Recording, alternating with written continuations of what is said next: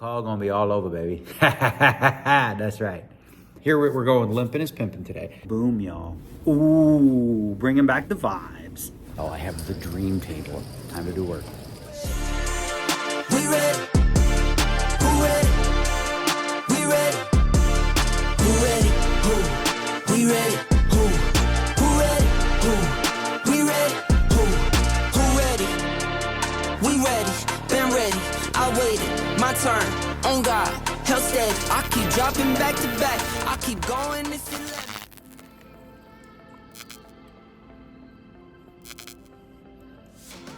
me. Well, good morning to you. We got this beautiful espresso poured. Oh, it's yummy. I don't know. When did I become such a coffee snob? Anyway, I feel great. So one thing that I'm going to focus on, because every year at the end of the World Series, I look at what worked, what didn't work, and then I try to improve upon it every year. And that's just the way I live my life in a lot of different areas, is always look to improve. And you know what I mean? Like, I've done the whole workout every day during the series, and that was not good. Like, probably should find a way to do 15 minutes. But the big difference, the big thing I noticed, which this is just obvious, but one thing, and the thing is, the World Series, you're always playing so late, and your schedule's all off. So late night, you're having snacks, drinking this, drinking that, but that typically leads to less blissful sleep. So last night I slept like a baby. And what that means is I didn't have to pee overnight, right? That's because I had dinner at 7 and then didn't drink or eat anything after that. Went to bed around 1, slept through the night, no middle of the night pee-pees. If you eat, especially honestly, and what I crave at night, especially during the World Series, is we're going to crave a lot of sugar. You're going to want the sugar and carbs and all that kind of stuff. And that typically leads to, especially as you get older, overnight urination. Right? All right. Anyway, here we're going limping is pimping today. Now, question is, are we going to be doing any limping? Probably not. Depends, actually. Depends on the table. I do know the table. Let's take a look at the table draw. Which can find the table draw. Put that up there. I do know, I looked at it last night. I do know Karina Jett for many, many years. I was on the rail with her in 1998, if you can believe it, watching Scotty win say, "You call gonna be all over, baby." That's right. I don't have any idea here. This is a very interesting hand here. You call gonna be all over, baby.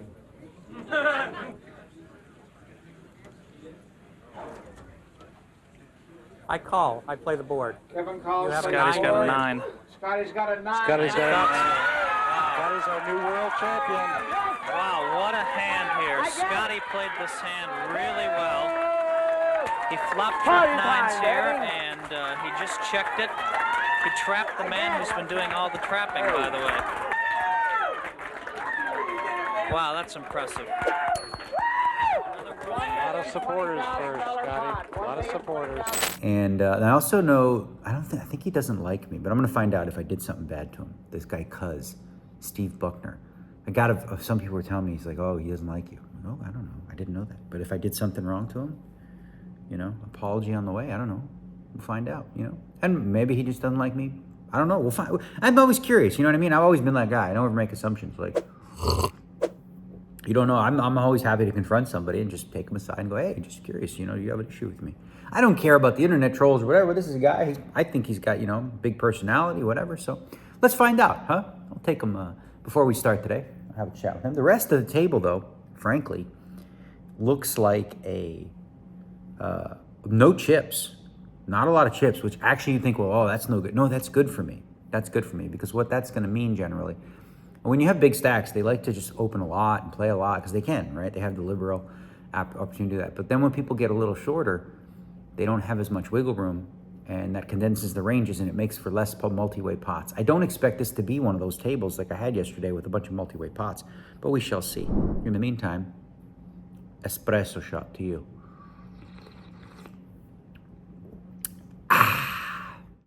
All right, let's talk a little strategy with my stack size and the situation right now. frankly, like I said, all the stack size is relatively short. There's nobody with big chips at the table, which is a good thing. Now, what are we gonna do? The blinds are 4 and 800. What's my open size gonna be? I'm gonna go full min. We're gonna min raise 1600 off this stack size. And then as far as the open tax, that's not a strategy. Okay, so that, like I said, I'm not giving you it all now, but at the end of the series, I promise we'll do a video. It's mainly for, you know, high rollers and like, you know, against good players and stuff like that. The open tax is something that I'm using as an exploit. But in this tournament, what's most important is seeing the flops as cheaply as possible. You want to stretch your stack, right? So while the open tax, you know, gives me some benefits, it also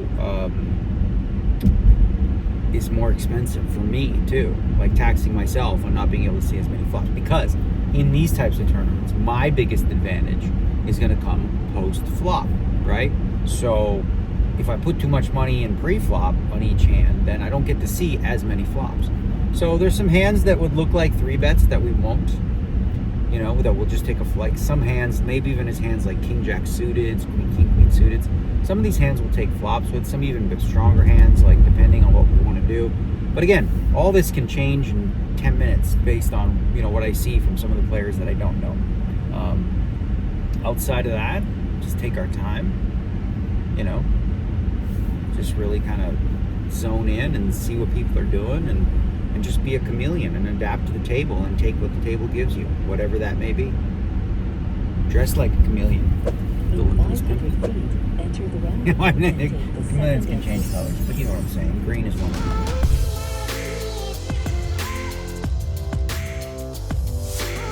All right, bags being open. This is the table of the day. Hello, gentlemen.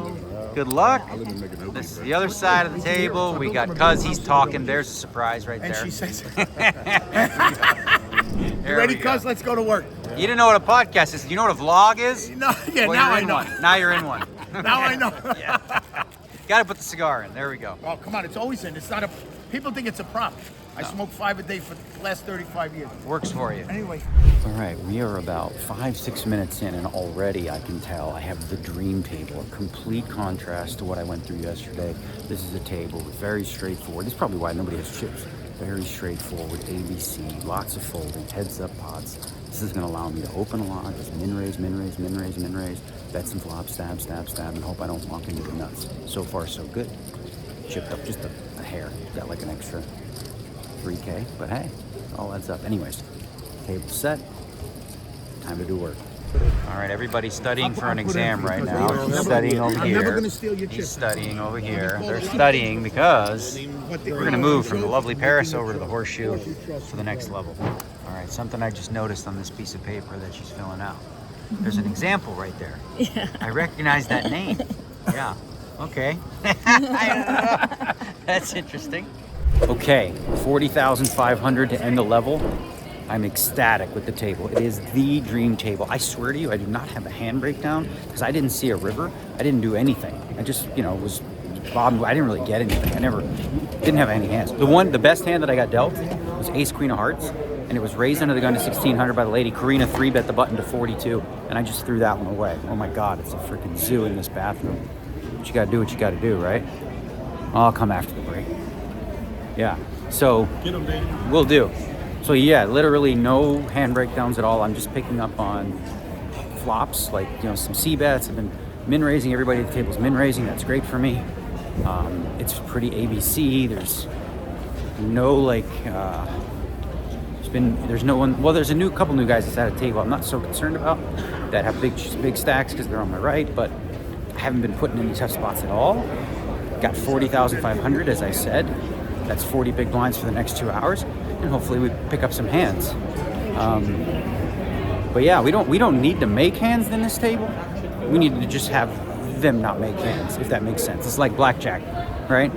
You have a 6-up, they got to go first. If you're the dealer, you have a 6-up, they have a 4, they hit. Oh, they busted. Okay, you win. And why did I use that analogy? I don't know, but you get what I'm saying. Anyway, very, very pleased. Oh, and even better good news, the engineer wasn't here or something, so we're not moving the TV table to the level after, which again, bodes well for me. Good news, bad news. Good news, we're still here. We're doing good. Bad news, table's breaking. We like this table. You'll go to the feature table. He's got kings. He's got kings. They play, huh? Wait, and cuz don't want to be on the feature table anyway. Yeah. Because I don't like to see anybody see how I play. They canceled the feature table. Well, yeah. Now that we're breaking, we're going to new tables. I think they're going to give us new cards. Where we're going. They'll let us know. We're all going to go like cattle. Left, left, left, right, left. That's kind of how it works. All You together understand now. it, right? If you make it 9 or 10,000, I put you in a real spot. All right, here we go like cattle. Here we go. Hey, cuz, lead the charge. Lead the charge over here. We're following you, cuz. You're following him. Which foot? Left, left, left, right, left. There we go. Okay, off we go. You're playing good music. All right, we got new table over here in the horseshoe. Say hi. Okay, over here. And then we got over here. I know that guy, that's Pads. But did you know she's a top darts player? Yay. Professional. But I can beat you. No. Yes, 100% because I walked to the dartboard and I just put it. 20, Don't 20, cheat 20. me. That's not cheat. I'm called handicap. Handicap? Yeah. No, Cannot. Okay, No. kudasai. No, okay. Kudasai. So look at that. She's got all the chips, all the drinks. Yay. You drinking beers this early? Yes, I love IPA. Okay. enjoy. Yay. Well, I come over here and they're just firing it in here. We got kings over here for this guy. I'm not in the pot, don't worry. This guy over here with jacks. And then this guy over here with ace king. You're not doing so bad, all things considered. A king comes, I win money. So give him a set. Oh, you win with a king as well? Yeah. Because you got him covered? All right. You're going to have some housekeeping to do. The dealer's doing his job. Nope. Counting the chips. Nope. Just Easiest housekeeping is an ace to come to the king. that would just make it, because you have them both Or covered? jack. Jack. Jack's easy housekeeping. Okay, we shall see. Well, and that's how it all ran out. That's how it all ran out. This gentleman over here, everyone knew he was going to win this one. Ace, king, jacks, easy peasy. Nice big old triple. That's exactly what we were rooting for too, big time. Good table change. We had a player move in for 12-7, and I finally got, I didn't have aces or kings the whole tournament, but finally got aces. I called, he had fives, no 5 king. So guess what, ladies and gentlemen? You start the tournament with 60,000. I had more than that after the first hand. And then since then, we've been grinding, right? Because we don't quit, we don't give up. And now we have over 60,000, we got 63,000, more than a starting stack. So I feel amazing. I think this time for real, they're doing the homework again. This time for real, they're gonna move us to the feature table, but it's pretty close by. I bring this guy here for the hood because sometimes with a lot of these vents up here, there's a little bit of AC blowing. And then we will bring the shades because we're going to go to that TV table right there, actually. A little hot, so we're going to put the lights. We're going to do the Ivey shades, and you know those are lucky, so bodes well. That's in about 30 minutes. Hanging with the people. Darts champion. Let's read all the information. Okie dokie, ladies. We have 131.8. 131,800, y'all. You've never quit in this thing. I got 2 hands to tell you about. Well, one main one against Pads. The other one is, well, just tell you quickly the other one. But both involve me having ace king. One time not 3-betting it from the big and one time not 4-betting it. Because we small balling it, baby. And now, we got stuff to work with. Okay, off to the break room. All right, people, how many times have I told you? You just got to be here for your rush. You just got to be there. You just got to still be in, okay? Forget about everything else. You got to be there when your rush comes. We've been there. We were down. We're back in it. In a big way. All right, let's talk about a hand first against Patrick Leonard. Very good, high stakes he's across the board. He's very in tune with theory, studies GTO, plays at the, very high level. So anyway, I'm starting with 60,000. I'm in the big blind. I'm in the big blind. He makes it 2K from under the gun 1. I'm in the big blind. I have ace king. Now, generally, the GTO play is to 3-bet, and I understand that, and I chose to call. Okay, just like underrep my hand, slow play, maybe pick up some bullets, see how it plays out. Also, when you 3-bet it, if he does call, and you don't flop the ace to the king, a lot of times, after a small c-bet, you put yourself in a tough spot on the turn. Let's say it comes like, Jack 8-6, I 3-bet bet flop, okay, and that turns a 9, I check, fold, guess, right? So we don't put ourselves in that spot. Now I call. The flop is ace 10-6. There's 1 heart on the board. I check. He bets 3,300. No reason to really raise here. I just still could go ahead and call. as I'll do here with 8, 9, 7, 8, a 6, a 10, any ace, king, queen, queen, jack. So there's a whole bunch of hands I can check call here with. Now the turn is the ace, and I bet 3,000. Okay, when I bet this ace, once again, there's a whole wide range of hands. It's the ace of hearts, by the way. So there's 2 hearts on board now. When I bet this, so I decided to do the donk. And this is a line I've been using a lot, you know, and I like it a lot. So I decided to lead 3K against an aggressive player. And again, now what I'm repping is I could have 2 hearts, I could have a gut shot, I could have a 6, I could have a 10, and I can also have an ace, as you can see. I can also have some full houses and whatnot. Those are the strong hands. But against my entire range, when I make this blocker bet, aggressive player like him, I feel like he's gonna raise me a lot. Like he's gonna raise me certainly at a GTO clip, if not more, when I take this line, because he's targeting a range that includes so much garbage, right? If I don't have an ace, I just have to fold, period, right? And there's 2 aces on board. So there's less combos of an ace than there's the other stuff. I happen to have the ace. Now, he makes it 19-3. The dilemma here we have 53 total. Do I want to just call, let him bluff it off, give him a free card potentially if he has some sort of outs, or just stick it in right now? Risk, you know, if he has ace 10, 10, 10, 6, 6, you know, that's just a cooler, nothing we can do, right? Ultimately, I said to myself, if he has ace, queen, ace, jack, he's never going to be able to give me ace, king, because I didn't 3-bet it pre, and he can't fold ace, queen, ace, jack type hands, I don't think, right? Maybe he folds like a weaker ace or something like that, but ultimately, I decided to shove because I wasn't so sure after I call turn whether he's really going to follow through on rivers, knowing that my range, once I call, is actually quite strong. It's very, very ace-X heavy. Is he going to try to bluff me off an ace? Possibly. Anyway, he told me what he had. I shoved the 53K. He had king 5. He said he might have done it, but, you know, whatever. People in the moment say that, but you never know. If, you know, given the situation, what do you have? I don't know. Then, not too long after the Japanese lady, I make it 2K. Now I've got like 90-something thousand. I make it 2K. She's got a big stack of chips. She 3-bets from the cutoff. She makes it 7 this time. Last time she 3-bet, she made it 6. This time she made it 7. Interesting. Comes ace 9, 4, 2 spades. I check. She goes 4K. No, she goes 6K. Sorry. She bet 6K. I call. Turn is let's call it a 3, random 3. Check, check. River's the 9. Now in terms of sizing, I go 19.5. She pays it off. That's how we get to 131.8. And we will be moving to TV table. I brought my trusty Phil Ivey Secret Super glasses that we will be donning. My wife loves these. She thinks I look so cool. Here we go. Boom, y'all. Ooh, bringing back the vibes.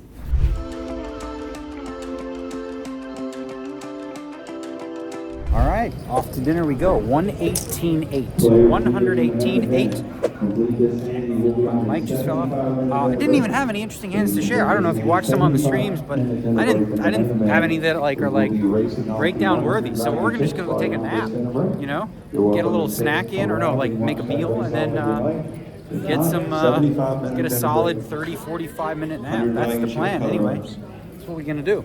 First, we're gonna go make pee-pee. What am I going to say that?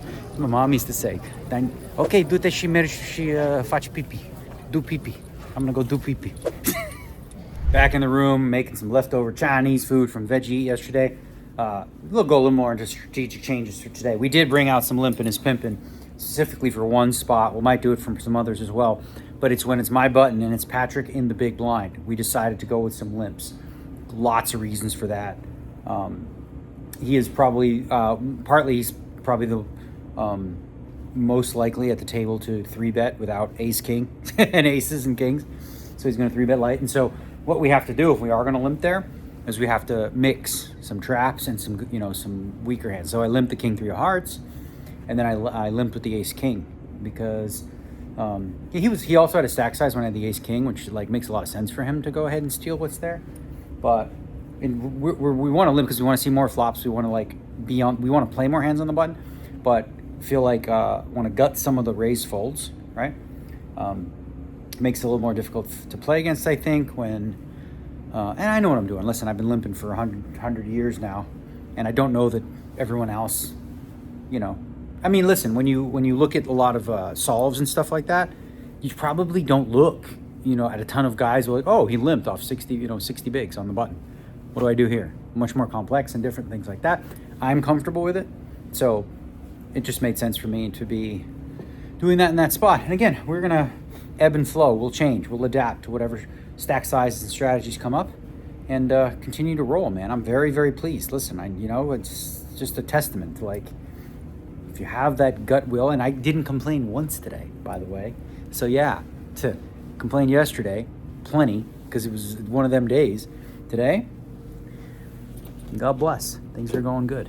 All right, what's on the agenda for dinner? You're looking at it. This is the orange chicken from Veggie Eat. It's pretty decent, not too bad.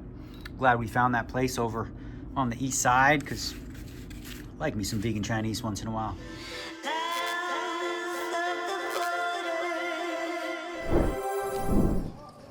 Pads is ready to rock, and he just cannot find a hand. He really considered that king 3 suit. He's going to be very happy when he watches this back that he did fold because his opponent had ace king. How important is it, as he's now on, what, 7 big blinds? 7.5? How important is it to make a move while you still have some fold equity? It's fairly important, for sure. But you have to weigh that against.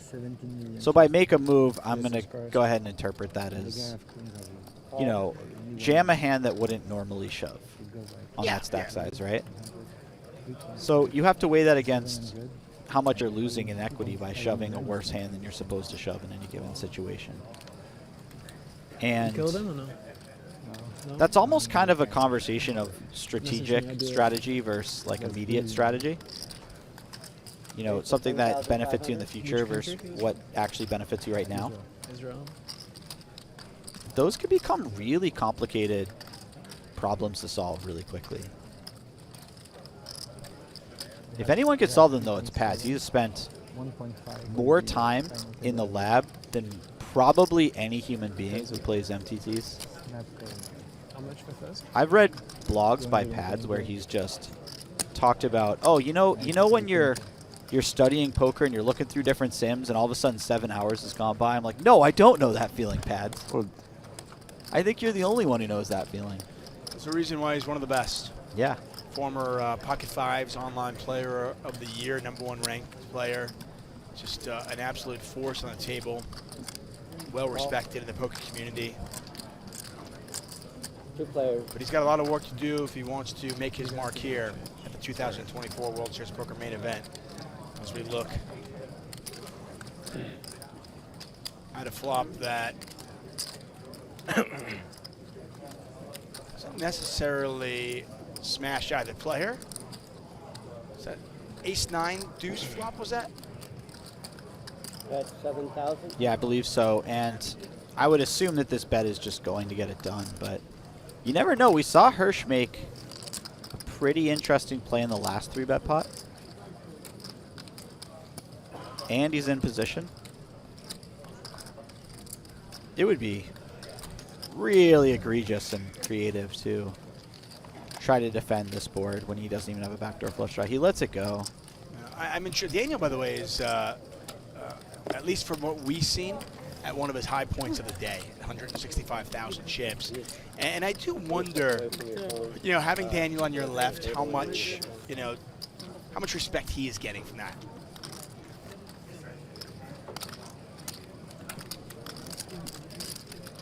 Can you remove the drink on the table?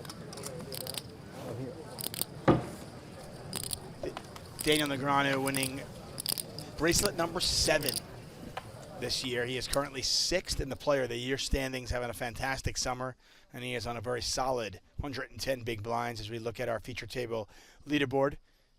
Mayuko Morita still pacing the field at 251,000. Patrick Leonard on just 7 big blinds. Yeah, at the table over there, 157.5. I tell you what, Christian and the others are going to have to do a good job with this vlog today because I got nothing that I wrote down as hand history, which is a good sign. I don't want to have freaking interesting hands. I just like to cruise and build slowly but surely, stay out of bad spots, just pick and choose, you know, handle my business. And that's what I've been doing. So one more level, we'll get a massage, we're off the TV table. It's not fair that I'd have to play them all day, so they're going to move us, which is good.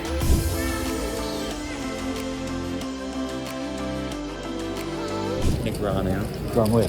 Jeff Platt. Let's go. End of night. Let's do this. End of the night. Do a vlog. Oh, it's Or gonna be thing? great. Okay. I'm gonna tell you about how ice cold we just ran. We'll do this first. All right, people. So here's the deal. We look cold because we were ice cold. We went from being hot as balls up on the TV table, move underneath the fan, and then once you move under a fan, it's cold again.